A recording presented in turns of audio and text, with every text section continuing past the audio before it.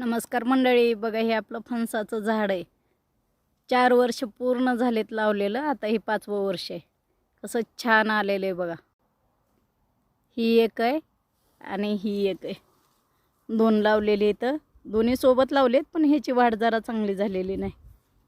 पण तरी पण छान आले डोंगराच्या तर चांगलेच आलेत म्हणायचं. हे बघा एवढं असं खोड झालंय ह्याचं, आणि ही एवढं झालंय मोठं मस्त